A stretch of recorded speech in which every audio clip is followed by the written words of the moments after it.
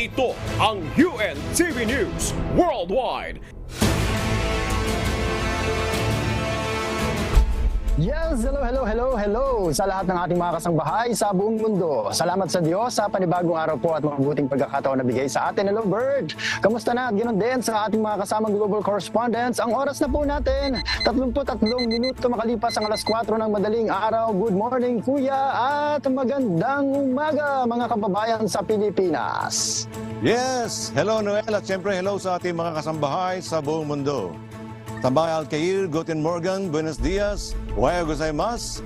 Magandang madaling araw naman dito sa Middle East. Ngayon ay araw ng Huwebes, September 7, 2023. Mula sa Dubai, United Arab Emirates, ako si Bert Cerudo. Mula naman sa Edmonton, Alberta, Canada, ako si Noel Poliarco. Maghahatid sa inyo ng umaatikabong balita mula sa iba't ibang panig ng mundo. UNTV News Worldwide. Sa ating global headlines. Ilang eskwelahan sa USA at Canada isinara dahil sa matinding init. Myanmar junta hinimok ng ASEAN leaders na itigil ang pag-atake sa mga sibilyan. Lalaking naghagis ng explosive kay Japan Prime Minister Fumio Kishida, kinasuhan na. Food assistance para sa 10 milyong Afghans babawasan ng UN. Bilang ng dengue cases sa Singapore patuloy na tumataas. Pagpapalakas ng turismo ng 3 ASEAN countries na pagkasunduan.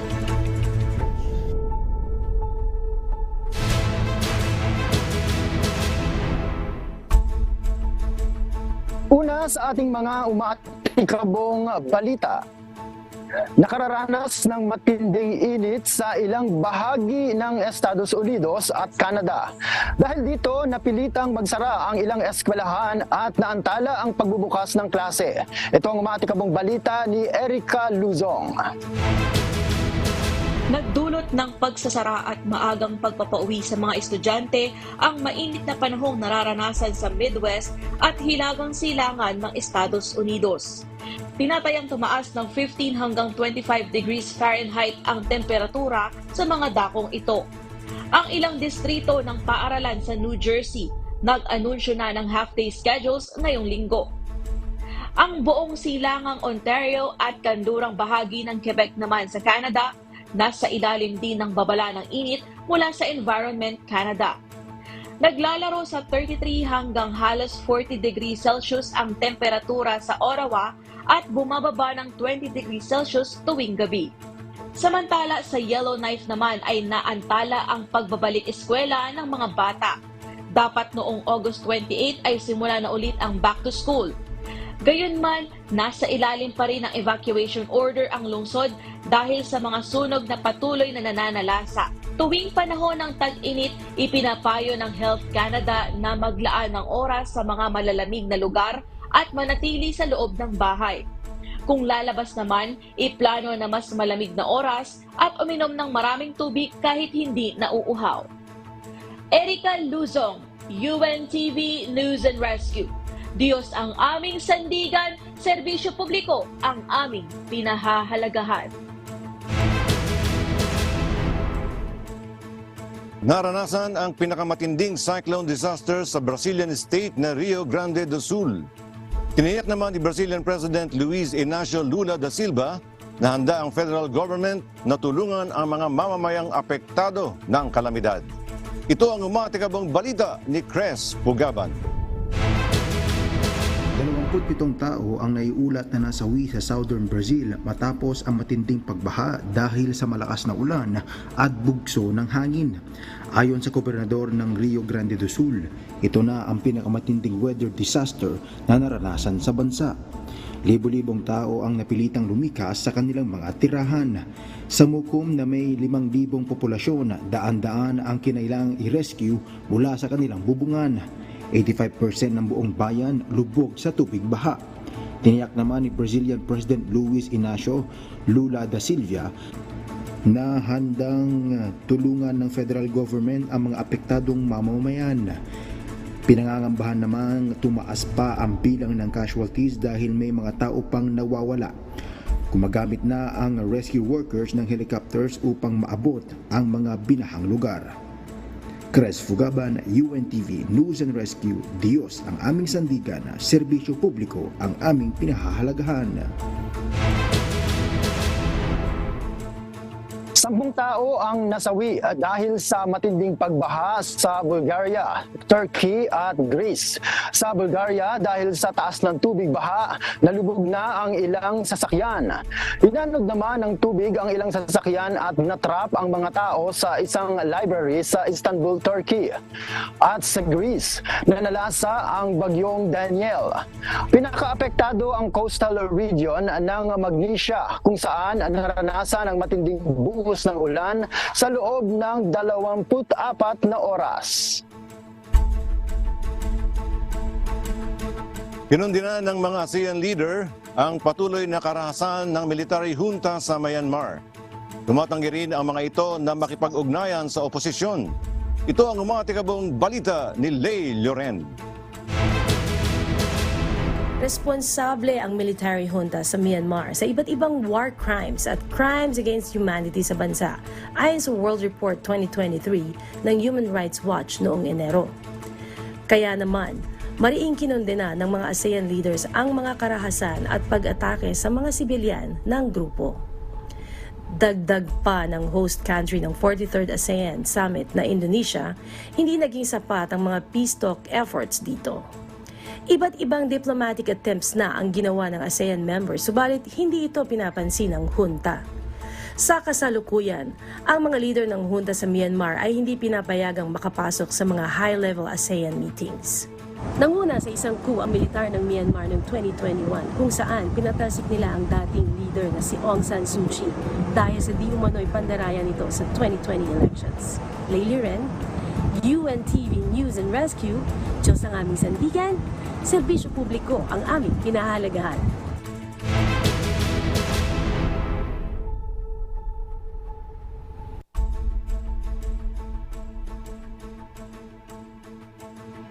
Kasuhanan kang murder ang lalaking naghagis ng isang pipe bomb kay Japanese Prime Minister Fumio Kishida. Pinaghihinalaan si Ryuji Kimura, 24 na taong gulang, ng pag-itsa ng explosive device kay Kishida habang nasa isang campaign ito sa Western Japan. Hindi naman nasaktan sa pag-atake ang Prime Minister at agad na naaresto si Kimura. Nangyari ang insidente wala pang 1 taon pagkatapos ng assassination kay dating Prime Minister Shinzo Abe sa isa ring campaign trail. Idideklara ng United Kingdom government ang Wagner na isang terrorist organization. Isang Russian mercenary group ang Wagner. Mangangahulugan naman itong iligal ang maging membro ng grupo o sinumang susuporta sa organisasyon. Batay sa British Home Secretary, marahas at mapaminsala ang Wagner na military tool ng Russia. Banta rin sa global security ang ginagawa nito sa Ukraine at Africa. That is not leading.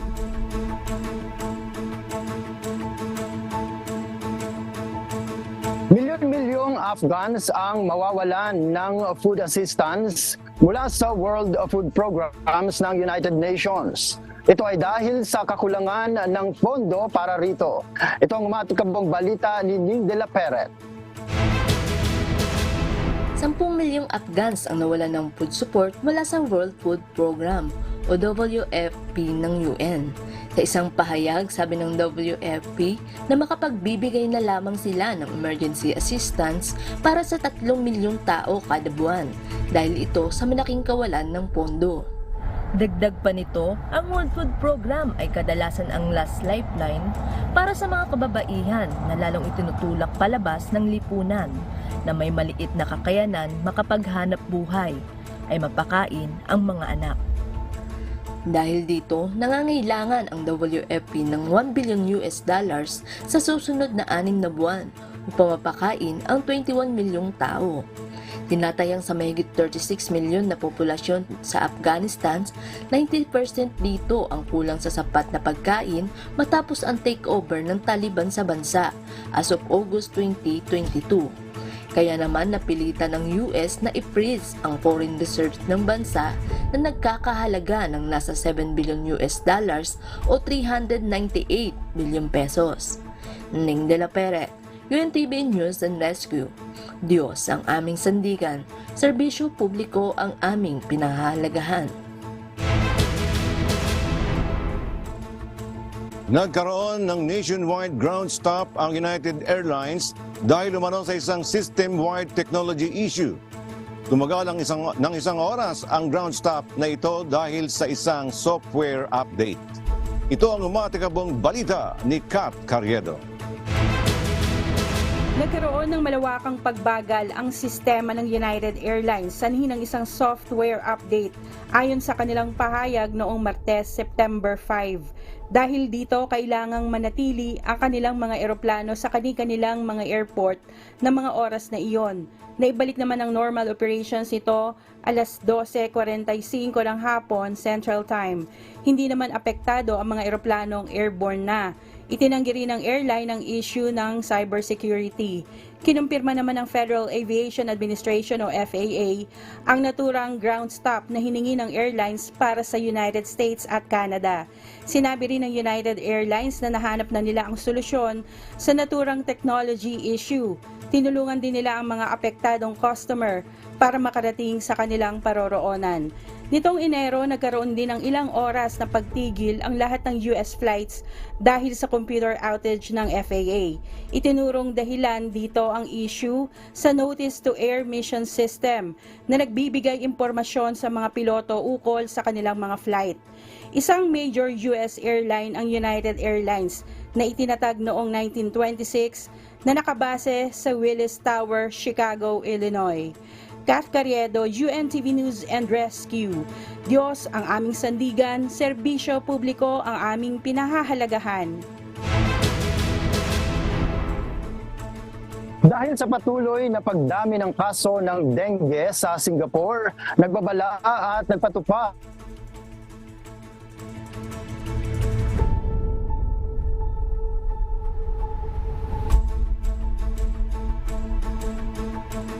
Nagbabala at nagpatupad ng immediate action sa bansa. Ito ay upang maiwasan ang surge ng sakit. Ito ang umatikabong balita ni Tracy Advincula. Simula ngayong 2023, mahigit 6,000 dengue cases na ang naitala sa Singapore. Sa kasalukuyan, mayroong 48 active dengue clusters sa bansa. 13 dito, may malalaking cluster na may 10 kaso pataas. Kabilang dito ang cluster sa dako ng Toa Payoh, Sinming at Bukit Timah. Dala ito ng Aedes mosquito population gaya ng dengue virus serotype 1 o DENV1 na sa ngayon ay nasa high rise at pumadit sa previous dominant dengue virus serotype 3 o DENV3. Ayon sa National Environment Agency o NEA, halos 68% ng Aedes mosquito dengue clusters ang natagpuan sa bahay, 29% naman sa public areas, 1% sa construction sites at 2% sa iba pang lugar.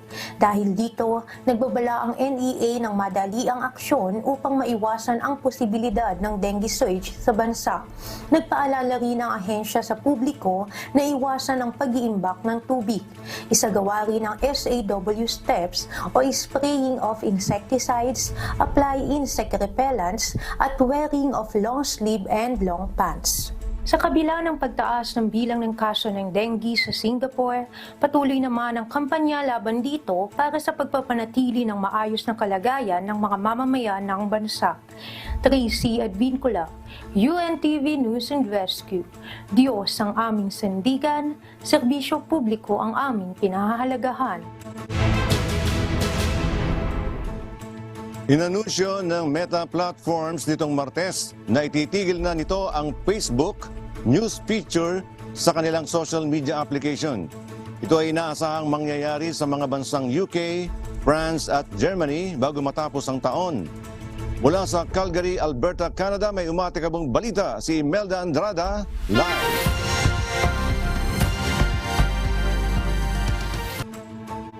Hello Imelda, magandang araw sa iyo. Anong Facebook News feature ang mismong ititigil ng Meta Platforms sa Europa ngayong taon?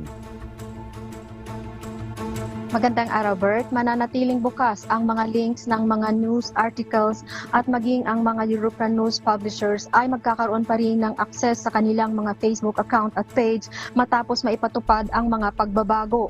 Subalit aalisin na ng Facebook ang mga commercial deals para sa mga news content na gumagamit ng Facebook News. Hindi na rin mag-aalok ng product innovations ang social media app para sa mga news publishers sa mga bansang UK, France at Germany. Ayon sa blog post ng Meta, nasa 3% lamang ng mga tao sa buong mundo ang nakakabasa o nakakapanood ng mga balita sa mga Facebook feeds. Kaya hindi ito magiging kawalan sa mas nakakaraming gumagamit ng Facebook app. Ang desisyon na ito ay kaugnay ng matinding pressure mula sa mga mambabatas sa buong mundo upang magbahagi ng mas mataas na porsyento ng kita ng mga patalastas sa mga news publishers. Nagsimula na ang Meta na harangan ang mga balita sa Facebook at Instagram platforms para sa mga Facebook users sa Canada kontra sa bagong batas na kailangang magbayad ang mga internet giants sa mga mamamahayag. Bert? Yes, Imelda, no? May mga tao kasi talagang dyan na kumukuha ng mga news sa Facebook, yung iba, no? Pero Imelda, ngayong wala na ang Facebook News sa mga social media application dyan sa Canada, meron bang alternatibo saan kukuha ng ibang sources ang ating mga tao dyan, ano, na kumuha ng balita?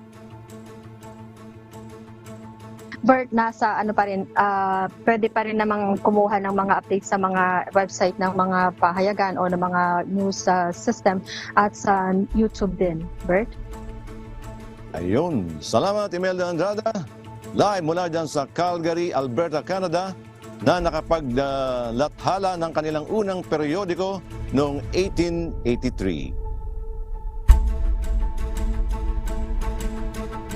Pinangangambahan ng mga otoridad sa Thailand at ng ilang Thai business owners ang panukalang free visa sa mga Chinese tourists sa susunod na buwan.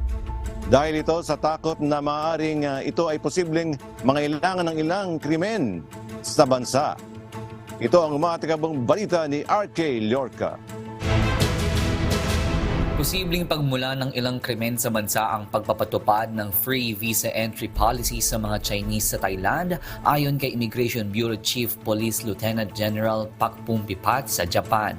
Ito ay matapos ang balitang ang ilan sa mga Chinese tourists ay sangkot sa mga illegal na negosyo gaya ng online scams at casino sa bansa na kamakailan lang ay inilabas sa ulat ng United Nations on Human Trafficking. Iminungkahi ni bagong Thai Prime Minister Srettha Thavisin ang free visa privilege sa mga Chinese visitor na nakatakdang ipatupad sa October 1 upang makahikayat ng mas maraming turista sa bansa. Sinuportahan naman ito ni Honorary Secretary General ng Association of Thai Travel Agents na si Adit Chairatananon kung saan sinabi nito na isa itong susi upang maalis ang negative image ng Thailand sa mga Chinese, particular na sa seguridad. Ito ay matapos mag-viral sa Chinese social media ang viral video na kung saan naipit sa walk-a-lator ang isang babae sa isang airport sa Bangkok. Dagdag naman ng Immigration Bureau official sa bansa, sakaling mapatupad ang bagong immigration rule na ito, ay handa sila at magbubukas ng dedicated immigration lanes for Chinese passport holders. RK Llorca, UNTV News and Rescue, Thailand. Diyos ang aming sandigan, serbisyo publiko ang aming pinahahalagahan. Nagpulong ang mga Prime Minister ng Vietnam, Laos at Cambodia sa gitna ng sinasagawang 43rd ASEAN Summit sa Jakarta, Indonesia. Dito nagkasundo ang tatlong bansa na ipatupad ang One Journey, Three Destinations trip upang palakasin ang sektor ng turismo. Ito ang umatikabong balita ni Grace Aguado. Pinagkasunduan nila Prime Minister Pham Minh Chinh ng Vietnam, Lao Prime Minister Son Sai Siphandone at Cambodian Prime Minister Hun Manet ang One Journey, Three Destinations Tour sa isang pagpupulong sa Jakarta, Indonesia. Nais ng tatlong pinuno na maipatupad ito sa lalong madaling panahon upang mapaigting ang turismo sa bawat bansa. Dumagsa ang mga turista sa tatlong bansa ngayong taon kung saan naitala sa Vietnam ang 5.6 million tourists international sa loob ng 6 na buwan. Sa Cambodia naman ay may 3 million tourists at 1.1 million tourists naman sa bansang Laos. Paiigtingin lalo ng tatlong bansa ang pagpasok ng mga turista, pagagandahin at pangangalagaan ang mga tourist spots. Sang-ayon naman ang isang Vietnamese sa hakbang na ito upang mapakita ang ganda ng Vietnam. Vietnam has promoting and developing the tourism very strongly. In Vietnam, we have a lot of many beautiful places like Hanoi, the capital city, and also Ho Chi Minh City, where I am living right now, and Da Nang and Nha Trang, and so on. So just come to Vietnam and watch and see how beautiful it is. Nakapaglibot naman sa mga kalapit bansa ng Vietnam ang Thailand at Cambodia, nakahalin tulad din ng 2 Journey, 3 Destinations Tour. Sobrang saya kasi first time ko mag-travel abroad and then ang gaganda ng mga napuntahan naming mga places sa Thailand, Cambodia, and nandito ako ngayon sa Vietnam. Sobrang worth it yung pagod and yung gastos na rin. Grace Aguado, UNTV News and Rescue. Diyos ang aming sandigan, serbisyo publiko ang aming pinahahalagahan.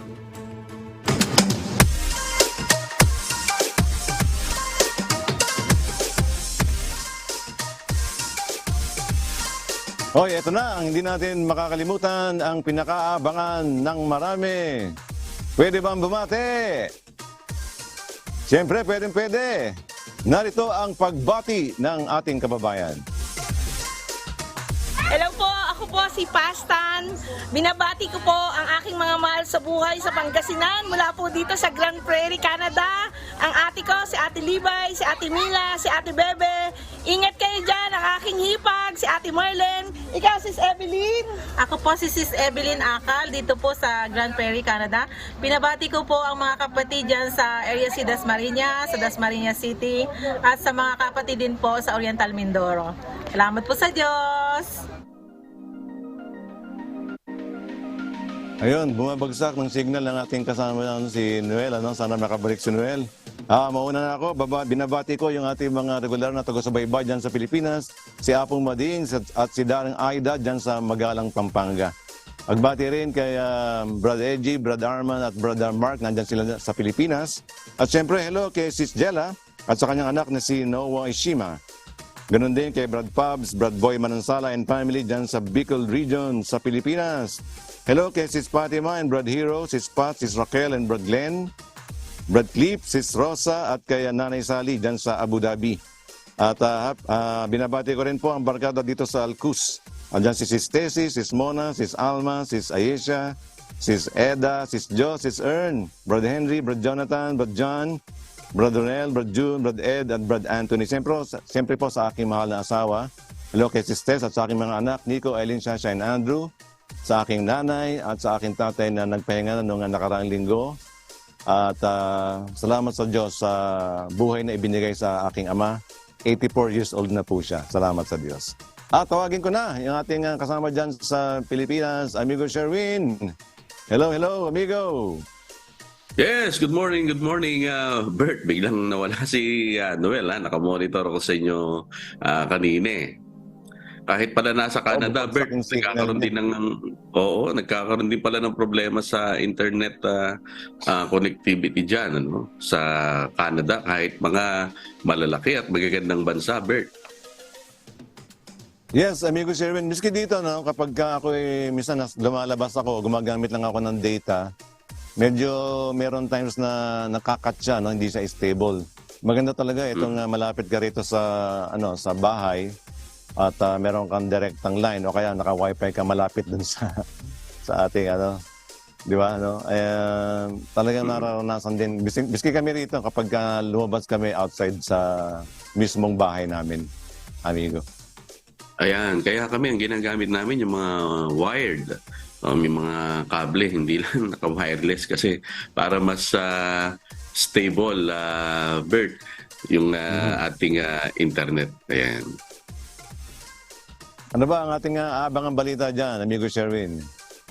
Ang isa, yung pagpunta nga ni Pangulong Bongbong Marcos Jr. sa Indonesia, dito ibinalita nga na nasa 1.2 billion pesos kung i-convert na natin sa pera natin dito sa Pilipinas, yung nakuhang investment mula sa mga negosyante doon sa Indonesia ng team ni Pangulong Bongbong Marcos Jr. Bert. So isa sa mga good news yun doon sa naging resulta ng kanyang pagbisita sa Indonesia, Bert. Ayun, magandang balita yan sa ating mga kababayan kasi ngayon marami din tayo mga kababayan dyan na naghahanap ng trabaho. Marami kasing gumagraduate every year at ang nagiging problema natin dyan ay yung kumpanyang kanilang papasukan. Kaya most of them, sa makaramihan ay nagpupunta sa iba't ibang bansa. Kaya ngayon ang mga Pilipino, amigo, ay kalat sa buong mundo dahil naman sa bagay maaasahan naman ng mga ating mga kababayan, mga Pinoy, at isa sa nag-excel sa iba't ibang panig dito sa buong mundo, sa iba't ibang bansa, nag-excel naman ang ating mga kababayan.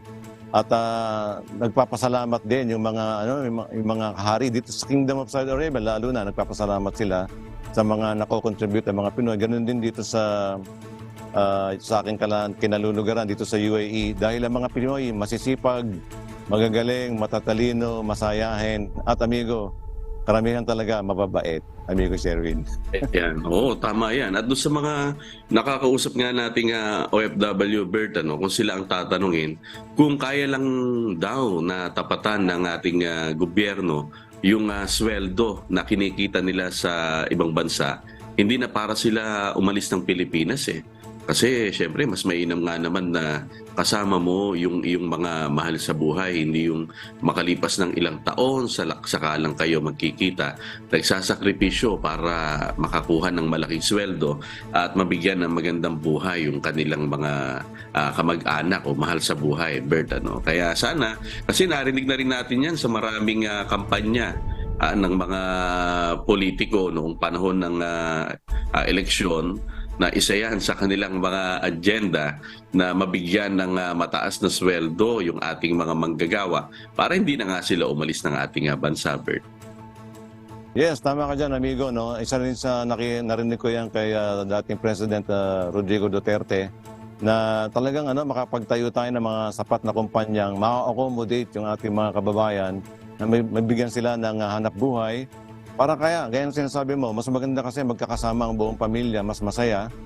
At hoping tayo isang araw ay makita natin yan, yung realization ng mga panukala, mga iniisip natin na yan, amigo Sherwin. Sige, mag-aabang kami sa inyong mga... Yes, amigo Sherwin. Okay na, Bert. Abangan namin ang mga iba pang humahatong na balita niyo dyan. Salamat, amigo. At siyempre sa ating mga correspondent mula sa iba't ibang panig ng mundo. Mga kasambahay, kung meron kayong hindi napanood na balita o nais niyong muling tunghayan ang UNTV News Worldwide, maaari niyo po itong balikan sa aming mga official social media account. I-like at i-follow lamang ang UNTV News and Rescue Facebook account at i-click ang subscribe button sa UNTV News and Rescue YouTube channel. Papapanood niyo rin po rito ang iba pang news programs ng UNTV, pati na ang iba pang video na nag-iisang public service channel. Kaya tara na, subscribe, like, and share. At narito ang mga salita ng Diyos na maaari nating baunin sa pagpapatuloy ng araw na ito. Nasusulat sa Book of Philippians chapter 2 verse 3, "Let nothing be done through strife or vainglory, but in lowliness of mind, let each esteem other better than themselves."